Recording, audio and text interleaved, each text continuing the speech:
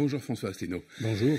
Vous êtes le seul, et vous soulignez volontiers cette différence avec les autres candidats, à ne pas vouloir renégocier les traités européens, mais à vouloir sortir purement et simplement de l'Union européenne, de l'euro et de l'OTAN. Vous mettez donc, si vous êtes élu, en œuvre l'article 50, et la France entre alors, comme vient de le faire la Grande-Bretagne, dans une période de transition, une période de négociation. Pour la Grande-Bretagne se pose la question de ce que l'on a appelé le hard Brexit ou le soft Brexit. Que défendriez-vous pour la France? Un hard ou un soft Frexit? Oui, alors ça c'est pour les gens qui ne le sauraient pas. Ça veut dire est-ce qu'on reste ou non dans le marché commun. Et voilà, donc en fait le Royaume-Uni a tranché en disant on sort du marché commun, parce que qui dit marché commun dit avec toute une série de lois, de réglementations, d'adoption, de se plier aux décisions communautaires. En fait c'est un peu absurde de sortir de l'Union européenne et de rester dans le marché commun, parce que ça veut dire qu'on subit à ce moment-là des règles et des normes qui sont imposées par un groupe auquel on ne participe pas. Donc moi, je proposerais la sortie, j'ai bien dit, de l'Union européenne, ça veut dire y compris du traité de Rome. C'est bien de ça qu'il s'agit. Notamment, par exemple, vous savez, la fameuse directive Bolkestein sur les services découlait directement des traités, de l'application du traité de Rome. Voilà. Comment fonctionneraient nos rapports commerciaux avec nos anciens pays partenaires de l'Union européenne, en tant qu'ancien membre de l'Union européenne, qu'est-ce que deviendraient nos relations commerciales avec les autres? Exactement la même chose que, je sais pas moi, le Japon avec la France ou avec l'Allemagne. Voilà, c'est-à-dire que on va pas s'arrêter de vendre ni d'acheter. On subira au pire le tarif extérieur commun de l'Union européenne, c'est-à-dire dont le tarif moyen est de 3%. Donc c'est vraiment des choses. Vous savez que l'Union européenne est une passoire. Il y a certains pics tarifaires sur certaines spécialités douanières, mais enfin, il faut arrêter de croire. Il y a des gens qui pensent qu'à partir du moment où on serait sorti de l'Union européenne, d'un seul coup, on se refermerait, on se couperait du reste du monde, on n'importerait plus, on n'exporterait plus. Mais c'est délirant.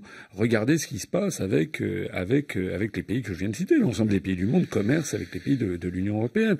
C'est pareil aussi. Il y a des gens qui m'ont dit, oui, mais regardez, moi je suis un travailleur français travaillant au Luxembourg. Alors s'il y a le Frexit, ça va être l'horreur, etc. Mais j'ai dit, attendez, j'ai regardé les statistiques au Luxembourg, des quantités de travailleurs étrangers, à commencer par des Chinois, des Moldaves, des Russes, des gens qui ne sont pas dans l'Union européenne et qui travaillent au Luxembourg. Il faut arrêter de voir ça d'une façon fantasmatique. En fait, la sortie de l'Union européenne permettra à la France, et aux Français surtout, de récupérer leur souveraineté, c'est-à-dire leur droit de choisir leur politique. Et de récupérer de l'argent aussi, puisque vous dites que ça permettrait à la France de faire 34 milliards d'euros d'économies par an. Le différentiel aujourd'hui entre ce que verse la France à l'Union européenne et ce qu'elle reçoit est de 9 milliards en défaveur de la France. Voilà. Mais vous dites que ça rapporterait 34 milliards d'euros par an. Alors, cette différence-là, qui est donc de 25 milliards, elle vient d'où? Alors, vous avez raison. On donne chaque année 23 milliards, on reçoit 14. Et dans les 14, il y a par exemple l'aide aux agriculteurs, la politique agricole commune, l'aide aux collectivités, le FEDER. Ce qui me permet d'ailleurs d'expliquer aux agriculteurs que si nous sortons de l'Union européenne, ils auront toujours les mêmes subventions. Sauf que plutôt qu'elles transitent par Bruxelles et qu'elles reviennent avec le drapeau bleu aux étoiles d'or, ils le recevront directement beaucoup plus rapidement, souvent avec le drapeau bleu, blanc, rouge. Il y a ça c'est du cash. Il y a 5,5 milliards à peu près, disons 5 milliards d'euros qui correspondent à des cofinancements ou à des condamnations pécuniaires que la France a et dont nous sortirons. Par exemple, et dont la France s'acquitte? Oui, condamnations pécuniaires? Oui, c'est quelques centaines de millions d'euros qui sont budgétés par an. Les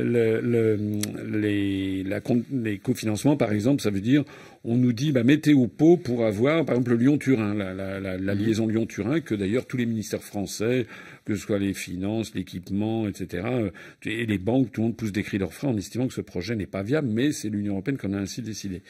Alors ça aussi, c'est du cash. La dernière chose, c'est une hypothèse. Il y a actuellement entre 60 et 80 milliards d'euros par an de fraude et d'évasion fiscale, notamment par des grandes entreprises, et qui sont très largement favorisés par un article 63 du traité sur le fonctionnement de l'Union européenne qui interdit toute restriction au mouvement de capitaux.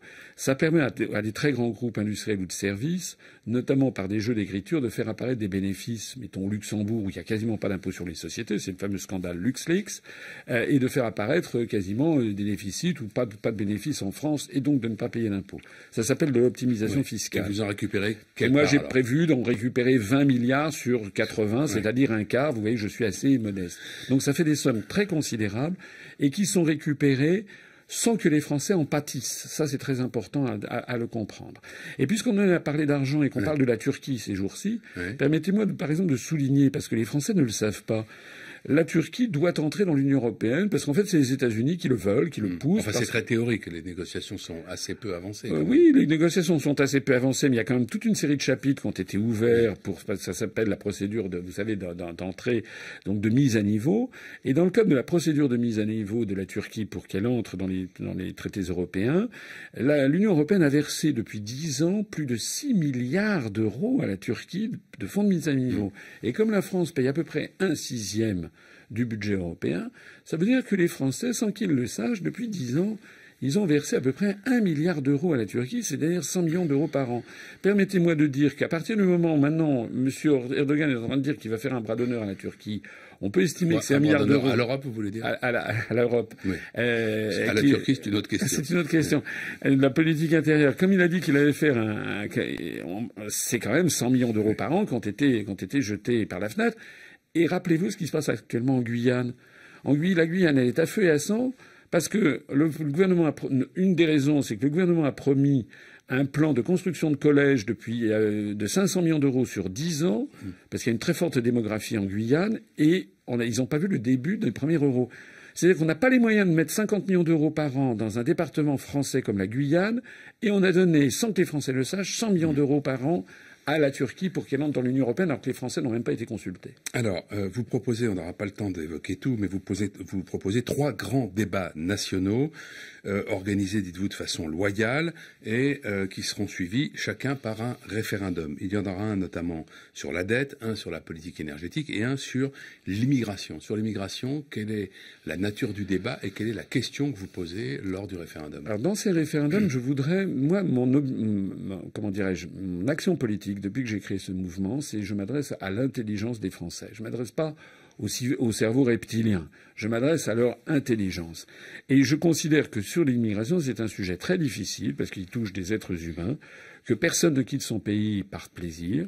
Et donc, il faut que les Français, il y ait un grand débat national qui puisse durer plusieurs mois et qui se solde par des questions diverses.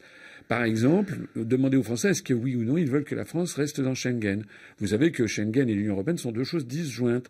Par exemple, la Suisse, l'Islande et la Norvège sont dans Schengen, mais ne sont pas dans l'Union européenne, alors que le Royaume-Uni et l'Irlande sont dans l'Union européenne et ne sont pas dans Schengen. Donc on demandera ça. On demandera ce que les Français veulent le maintien du droit de Schengen, votre religion à vous n'est pas faite. Oui, plus exactement, je considère que c'est aux Français de décider. Parce que je pense qu'il y a du pour et du contre. Et ça fait partie des décisions. Vous voyez d'ailleurs au passage, certains me disent parfois, me comparent à M. Mélenchon, ou plus souvent à Mme Le Pen, en disant ils veulent sortir de l'Union européenne. Non, M. Mélenchon et Mme Le Pen ne veulent pas sortir de l'Union européenne. Vous voyez d'ailleurs, on l'a vu hier soir, Mme Le Pen, comme à chaque fois, c'est à droite toute, à l'extrême droite toute, elle a tapé sur les immigrés toute la soirée d'hier à sa réunion publique. Et si vous regardez sa profession de foi, comme celle de M. Mélenchon, il n'est pas du tout question de sortir de l'Union européenne. Eh bien, moi, c'est pas la même chose. Moi, je veux rendre aux Français leur indépendance, leur souveraineté, c'est-à-dire leur démocratie. C'est pour qu'ils puissent, par exemple, augmenter le SMIC, comme je le propose, à 1 300 € par mois. C'est parce que sinon, on ne peut pas. La Commission européenne nous l'interdit. Je veux également protéger les droits sociaux des Français. Je veux empêcher l'ubérisation généralisée de la société française. Eh bien, tout ça est interdit par les directives venant de la Commission européenne. C'est ça que je veux. La question de l'immigration est un sujet délicat, difficile, mais qui est disjoint.